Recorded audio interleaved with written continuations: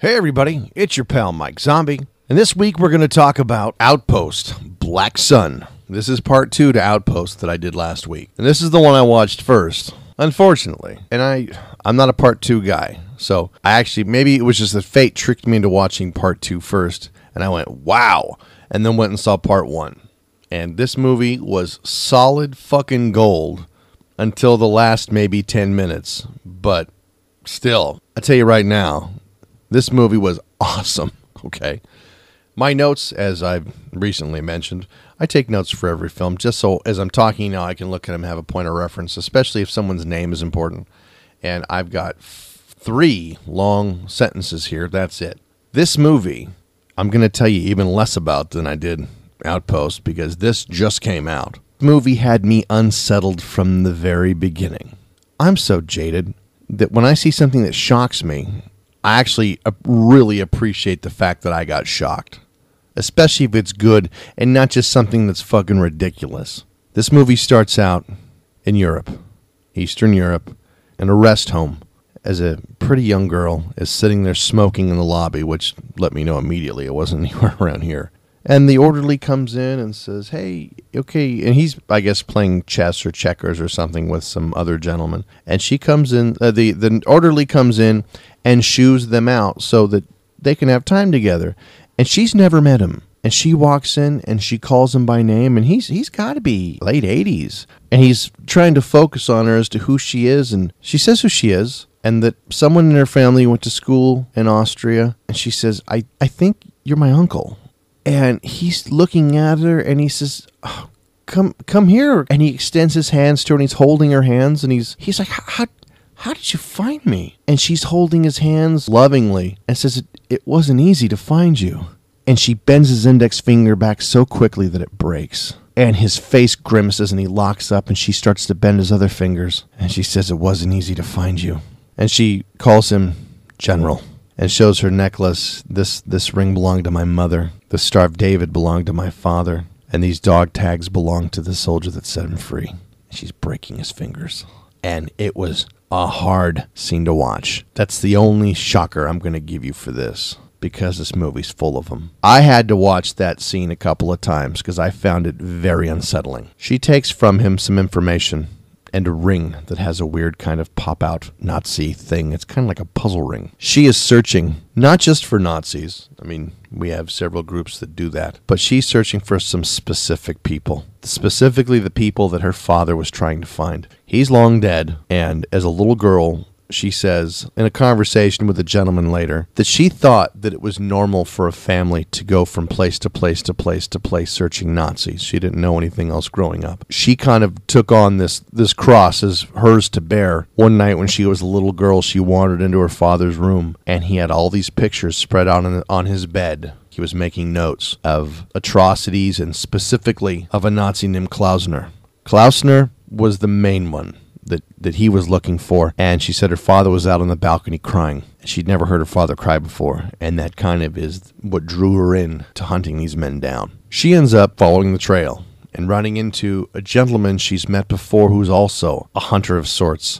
He's a physicist. And in this war-torn Eastern European town that I might recognize from a movie last week, just saying. See, that's why it was all fucked up and backwards for me. Damn it. She runs into another hunter, but he's more of a treasure hunter. He's a physicist, and he's there on business, and they're well into each other's gig. They know why each other's here. And he's like, yeah, Klausner's here.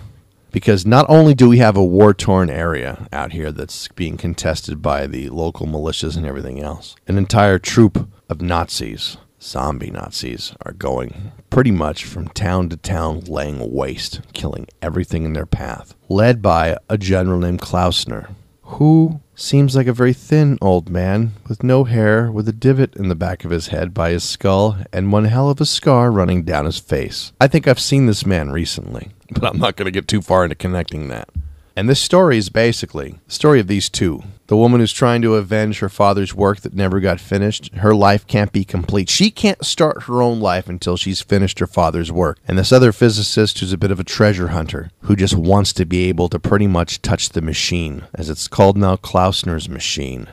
This is the machine that fucks with the fabric of physics. That can pull people in, can push them out. They do show on a map because the military, the United Nations is now involved. And we have British special ops and everybody else heading towards this target. There is this area out in this forest where for several miles across, giant magnetic field that emanates in a huge circle around this place. Inside this field, we're talking, let's just say 20 miles in any direction. I don't know. Looking at they probably say, but I didn't pick up on it. And inside this zone, people are being slaughtered. And the military knows what's there. They apparently know very well they're Nazis, and they know about the machine. And that's what they're trying to either get to or destroy. So are our heroes. This is where I really want to stop my review, because this movie just had me going. The military scenes, the fighting is great.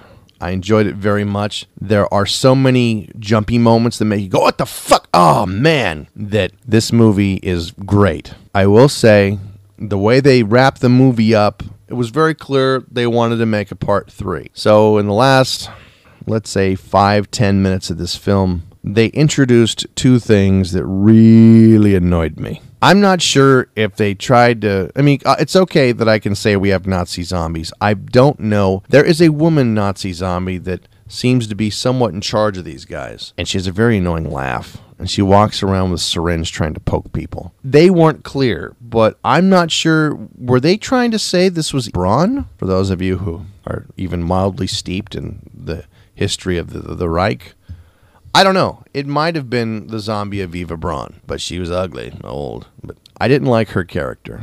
So I think she would have been fine if she'd been more looking like the others and not so hunched over and decrepit, but that's whatever. And we have one hell of a development with one of our main people in the last 5 minutes, which gives us a part 3 that I really didn't like. You don't see it coming. I'm not going to ruin it now. You'll have to discover it for yourself. So, to wrap this up, this was a movie I really enjoyed. It was brutal. It goes further into bringing these Nazis that we remember from Outpost aren't so much ghosts, and it kind of brings them in, and it gives us a good explanation. Well, not good, but a reasonable explanation as to how they function, how they're being led, and what they're doing. And it's good.